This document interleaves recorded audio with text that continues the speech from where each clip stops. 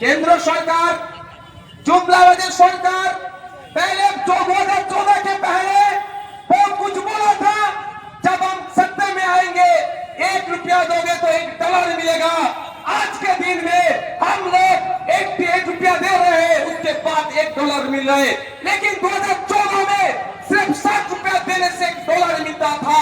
लेकिन आज के दिन में कितना देश पीछे जा रहा है। लेकिन उसका कुछ व्हाट्सएप यूनिवर्सिटी का कुछ स्टूडेंट्स है, वो लोग ऐसे करके मार्केट में एक हवा बना के रखे हैं, मोदी जी है तो कुछ अच्छा हो रहा है। लेकिन असल में क्या हो रहा है, 2014 में 10 ग्राम गोल्ड का दाम था सिर्फ 28,000 रुपए, 28,000, और आज के डेट में आज 10 ग्राम गोल्ड का दाम है 1,28,900 कुछ, मतलब 1 लाख,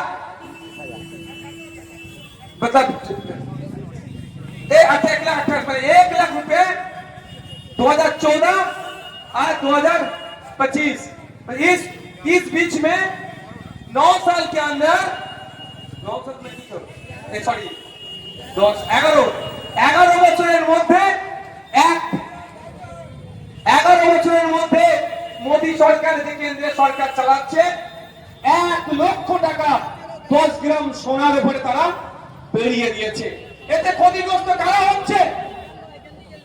শুভেন্দু বাবু চিৎকার করছেন, দিলীপ ঘোষ চিৎকার করছেন, বিজেপি নেতারা চিৎকার করে বলছে মোদী ক্ষমতায় এসে মুসলমানদের জব্দ করেছে। কিন্তু বলুন আজকের দিনে এই মার্কেটে আমি আস্তে আস্তে দেখছিলাম, এই মার্কেটটা একটা মিনি ইন্ডিয়া। এখানে বিভিন্ন ধর্মের, বিভিন্ন জাতের, বিভিন্ন বর্ণের, বিভিন্ন জনগোষ্ঠীর মানুষ বসবাস করে। এখানে প্রচুর দোকানে দেখছিলাম মানুষজন বেরিয়েছে, তাদের মার্কেটিং করছে।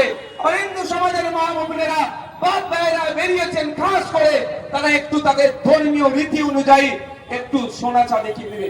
কিন্তু দাম কোন জায়গায় পৌঁছেছে?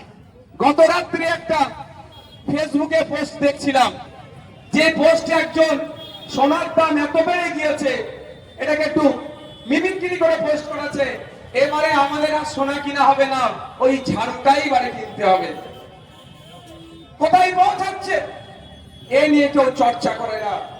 আর আমাদের রাজ্যের যিনি মুখ্যমন্ত্রী আছেন, রাজ্যের যিনারা মন্ত্রী আছেন, সরকারের যারা বিধায়ক আছেন, এই আজকের এই গুরুত্বপূর্ণ দিনটাতে যে কেন এত সোনার দাম বাড়ছে, কেন কন্ট্রোল করতে পারছে না দেশের সরকার, এই নিয়ে তারা কোনো টুইট করেনি। হ্যাঁ, ধর্মীয় উৎসব উদযাপনকে শুভেচ্ছা জানাচ্ছে, কিন্তু কিভাবে তারা কত কষ্টের মধ্যে দিয়ে ধর্মীয় উৎসব উদযাপন করছে তা নিয়ে কোনো সমালোচনা নাই। এখানেই ডিফারেন্স টিএমসির সাথে আইএসএফ এর, এখানেই পার্থক্য যে আইএসএফ কিসের মূল্যবোধের রাজনীতি করছে, ধর্মকে সামনে রেখে, ধর্মকে সামনে এগিয়ে দিয়ে এই রাজনীতি করে না আইএসএফ। আইএসএফ মনে করেন প্রত্যেকটা যে ধর্ম আছে, অন্যের মানুষ, বর্ণের মানুষ, জাতের মানুষ, সে তার নাগরিক অধিকার নিয়ে বেঁচে থাকুক। তার নাগরিক অধিকারের উপরে যখন কেউ হস্তক্ষেপ করবে তার বিরুদ্ধে দাঁড়াবে।